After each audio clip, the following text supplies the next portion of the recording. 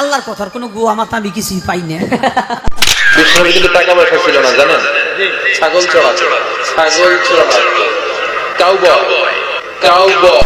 সংবাদ যারা বহন করে তাদেরকে আমরা সাংবাদিক বলি। এ অর্থে নবীজি সাংবাদিক।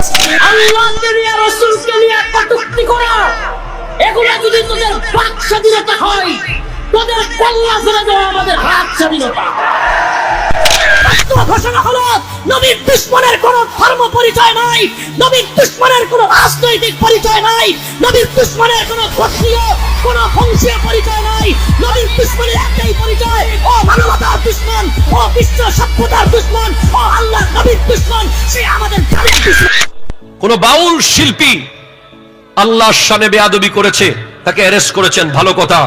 কিন্তু আমাদের দেশে অনেক স্মার্ট স্কলাররাও নবীর শানে বেয়াদবি করে, বক্তব্যের মধ্যে তাদেরকে অ্যারেস্ট করতে হবে। হাত তুলে বলেন ঠিক কিনা, আরো জোরে বলেন ঠিক কিনা বলেন।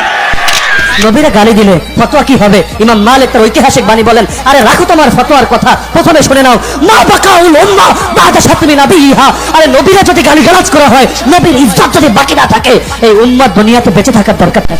আপনারাও মাপ পাইতে পারে অনেক সময় আল্লাহর রহমতের দরিয়ায়, কিন্তু মুনাফিকরা যারা নবীর শানে গোস্তাই করেছে, এদের মাপ কখনো হবে না। এক বাউল শিল্পী আল্লাহর ব্যাপারে বেয়াদবি করেছে, আমরা এটা বলছি বেয়াদবি করেছে, ঠিক কিনা বলেন? আরে বাউল শিল্পী আল্লাহর সঙ্গে বেয়াদবি করেছে, আমরা বলেছি হ্যাঁ অবশ্যই এটা বেয়াদবি, তাকে তওবা করতে হবে।